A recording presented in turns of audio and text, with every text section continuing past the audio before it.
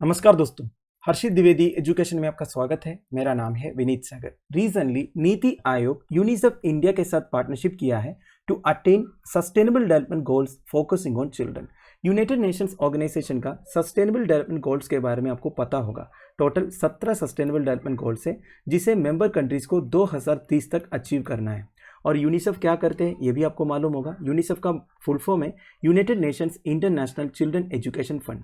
तो नीति आयोग यूनिसेफ का जो इंडियन ब्रांच है यूनिसेफ इंडिया, उनके साथ पार्टनरशिप करके एसडीजीज को अटेंड करेंगे, वो भी बच्चों के ऊपर फोकस करके।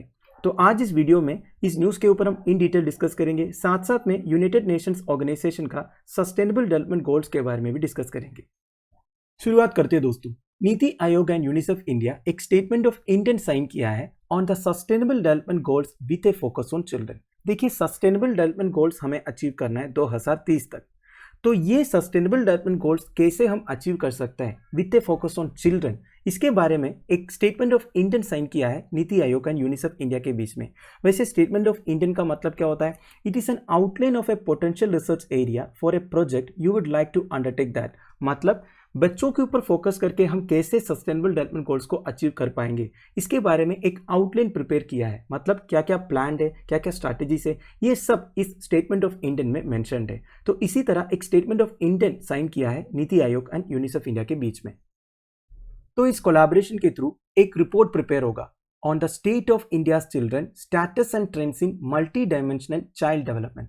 तो इंडिया में जितने बच्चे हैं उनका मल्टी डायमेंशनल डेवलपमेंट से रिगार्डिंग क्या स्टेटस है, क्या ट्रेंड्स है, ये सब इस रिपोर्ट में मेंशन होगा। और इस रिपोर्ट के हिसाब से NITI Aayog and UNICEF India ऐसे स्ट्रैटेजीज बनाएंगे बच्चों का मल्टी डायमेंशनल डेवलपमेंट के लिए। अब ये मल्टी डायमेंशनल डेवलपमेंट का मतलब क्या होता है? It involves the dynamic interaction of factors like physical, emotional and psychosocial development। देखिए, मल्टी डायमेंशनल डेवलपमेंट मतलब बच्चों का ओवरऑल डेवलपमेंट है। बच्चों का ग्रोथ एंड डेवलपमेंट में कई सारे फैक्टर्स इन्फ्लुएंस करते हैं, जैसे कि physical factors, emotional factors and psychosocial factors. अब एक एक करके हम समझेंगे। फिजिकल फैक्टर्स मतलब क्या होता है दोस्तों?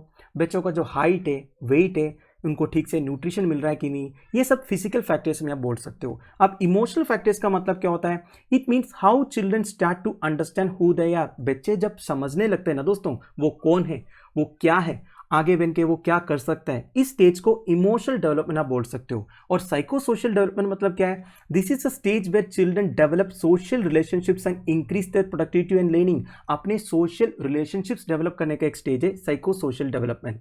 और इस स्टेज में वो अपनी प्रोडक्टिविटी, लर्निंग वगैरह इंक्रीज करने की कोशिश करते हैं। और बच्चे ये सीखते हैं अपना जो टास्क है वो कैसे कंप्लीट कर सकता है, कब वो दूसरों से हेल्प के लिए मांग सकता है, कब वो दूसरों का हेल्प कर सकता है। तो ये सब साइको सोशल डेवलपमेंट आप बोल सकते हो।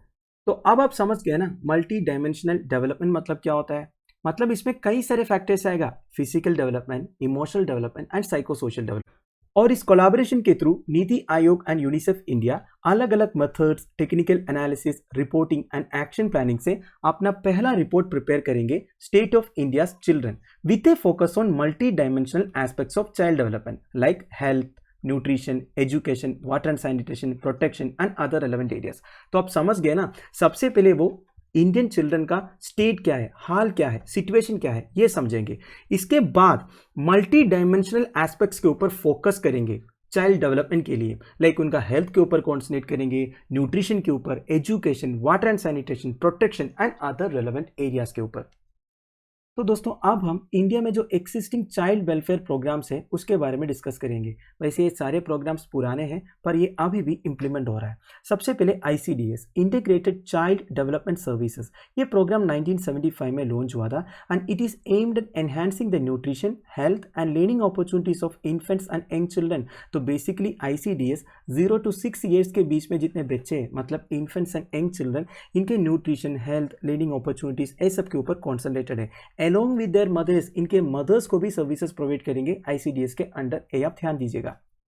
अगला है scheme for the children of working mothers. ये स्कीम 2006 में लॉन्च हुआ था और इस स्कीम का मेन ऑब्जेक्टिव ये है overall development of children, childhood protection, awareness generation and complete immunisation.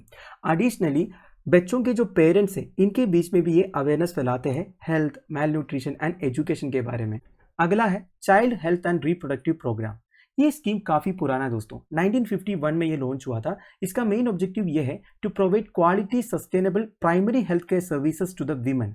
तो बेसिकली वीमेन के लिए primary health care services provide करना इस प्रोग्राम का ऑब्जेक्टिव है। वीमेन मतलब जो रिप्रोडक्टिव एज ग्रुप में है, मतलब जिनका बच्चा हो सकता है आगे, तो इनके ऊपर अगर अच्छी तरह कॉन्सेंट्रेट करेंगे, इनके हेल्थ को मेंटेन करेंगे, तो इनको जो बच्चा होगा इनका भी हेल्थ ऑटोमेटिकली अच्छा होगा। तो ये जो child health and reproductive program है, ये primary health care services women को प्रोवाइड करने के लिए लॉन्च किया था with a special focus on immunization and family planning. तो देखिए, इसके साथ साथ इम्यूनाइजेशन के ऊपर भी फोकस है, फैमिली प्लानिंग के ऊपर भी फोकस है। अगला है पल्स पोलियो इम्यूनाइजेशन प्रोग्राम। ये स्कीम 1995 में लॉन्च हुआ था। इसका मेन ऑब्जेक्टिव क्या है?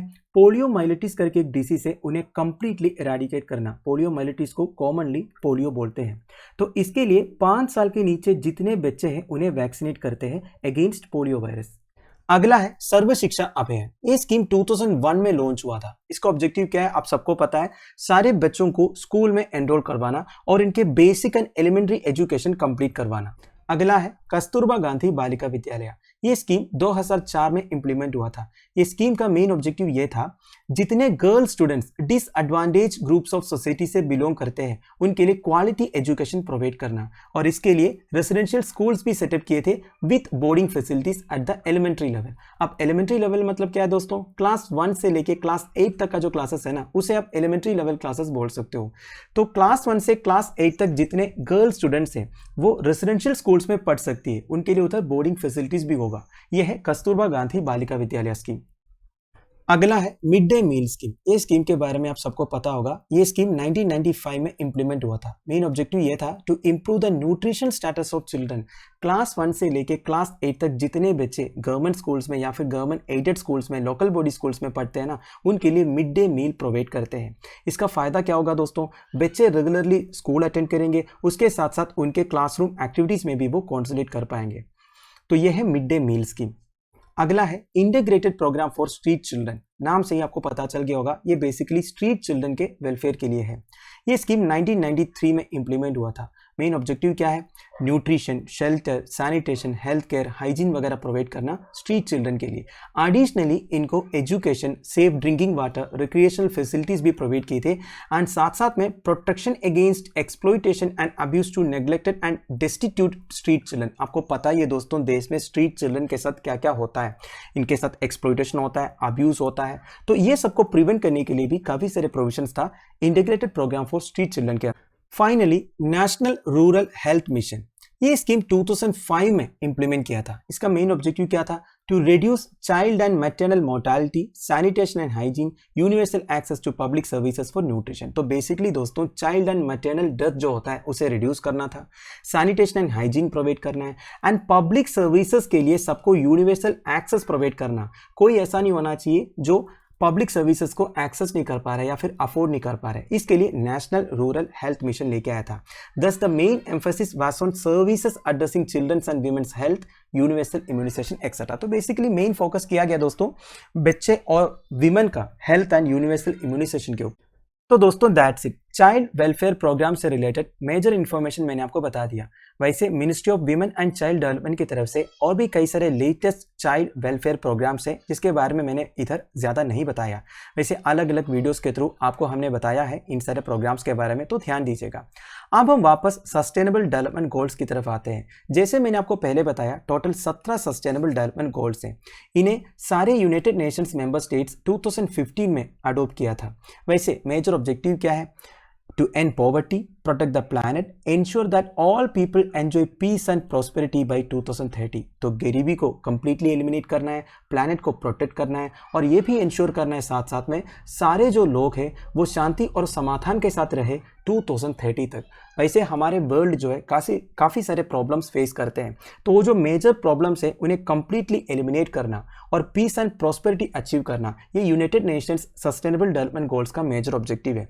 अब हम वो 17 सस्टेनेबल डेवलपमेंट गोल्स कौन कौन सा है वो चेक करेंगे। Number 1 no poverty, number 2 zero hunger, Number 3, good health and well-being. Number 4, quality education. Number 5, gender equality. Number 6, clean water and sanitation. Number 7, affordable and clean energy. Number 8, decent work and economic growth. Number 9, industry, innovation and infrastructure. Number 10, reduced inequalities. Number 11, sustainable cities and communities. Number 12, responsible consumption and production. Number 13, climate action. Number 14, life below water. Number 15, life on land. Number 16, peace, justice and strong institutions. And finally number 17, partnership for the goals. तो दोस्तों इन सारे goals को achieve करने के लिए अलग अलग countries अपना नेशनल लेवल प्लान्स लेके आते हैं. फॉर एग्जाम्पल इंडिया पॉवर्टी को हटाने के लिए नेशनल फूड सिक्योरिटी एक्ट लेके आया है. पब्लिक डिस्ट्रीब्यूशन सिस्टम में प्रधानमंत्री गरीब कल्याण अन्न योजना है.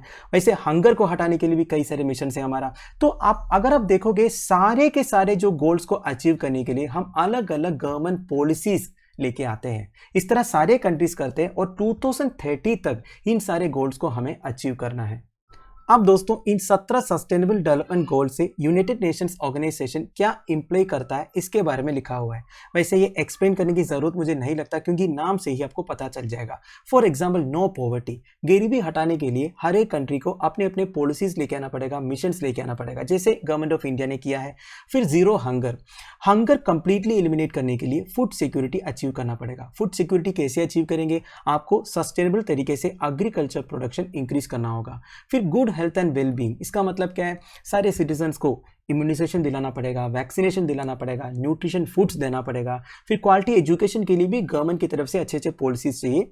फिर जेंडर इक्वालिटी मतलब वीमेन एम्पावरमेंट आप बोल सकते हो. जेंडर इक्वालिटी इंश्योर करना है, वीमेन एंड मेन को इक्वल वेजेस देना है, इक्वल रेस्पेक्ट देना है, वो सारे. फिर clean water and sanitation provide करने के लिए भी अलग अलग मेजर्स लेना चाहिए. अफोर्डेबल एंड क्लीन एनर्जी, इसका मतलब ये दोस्तों रिन्यूएबल एनर्जी को मैक्सिमम प्रमोट करना है, फोसिल फ्यूल्स को कम यूज करना है.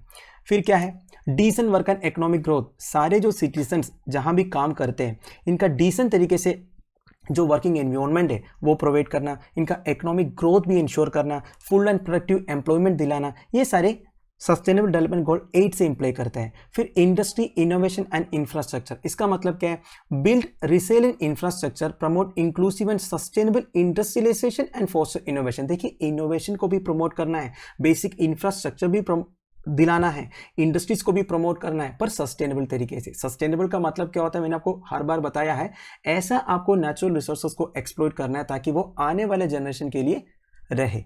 ऐसा नहीं कि आप कंप्लीटली सब कुछ एक्सप्लॉइट कर दो, खत्म कर दो कि आने वाले जनरेशन के लिए कुछ है ही नहीं. तो हर चीज हमें सस्टेनेबल तरीके से करना है दोस्तों. ये है ये जो सस्टेनेबल डेवलपमेंट गोल्स का बेसिक इंप्लीकेशन. फिर इनइक्वालिटीज को रिड्यूस करना है, सस्टेनेबल सिटीज एंड कम्युनिटीज को बनाना है, रेस्पॉन्सिबल कंजप्शन एंड प्रोडक्शन करना है. इसमें भी लिखा देखिए ensure sustainable consumption and production patterns, ऐसे हमें कंज्यूम करना है, ऐसे हमें प्रोड्यूस करना है ताकि आने वाले जनरेशन के लिए कुछ बचा है. फिर क्लाइमेट एक्शन के बारे में लिखा हुआ है. क्लाइमेट एक्शन के बारे में तो बताने की जरूरत नहीं ना, आजकल ग्लोबल वार्मिंग जो हो रहा है उसे हमें टैकल करना है. फिर लाइफ बिलो वाटर, इधर ओशन सीज का जो कंजर्वेशन है इसके बारे में बताया हुआ है. फिर लाइफ ऑन लैंड, इधर protect, restore and promote sustainable use of terrestrial ecosystem, हमारा जो एनवायरनमेंट है, इकोसिस्टम है, फॉरेस्ट है, ये सबको प्रोटेक्ट करने की जरूरत बताया हुआ है. फिर peace, justice and strong institutions, ये क्या है, मतलब सबके लिए इक्वल जस्टिस प्रोवाइड करना पड़ेगा. इक्वल जस्टिस के लिए क्या चाहिए, स्ट्रॉन्ग इंस्टीट्यूशंस चाहिए. फॉर एग्जांपल हमारे देश में एक इंडिपेंडेंट जुडिशरी है, इस तरह सारे कंट्रीज में ऐसा स्ट्रॉन्ग इंस्टीट्यूशंस होना चाहिए ताकि सबको इक्वल जस्टिस मिल जाए. फिर finally partnership for the goals, इन सारे गोल्स को अचीव करने के लिए सारे कंट्रीज के बीच में एक ग्लोबल पार्टनरशिप होना चाहिए. तो दोस्तों दैट्स एंड ऑफ इट.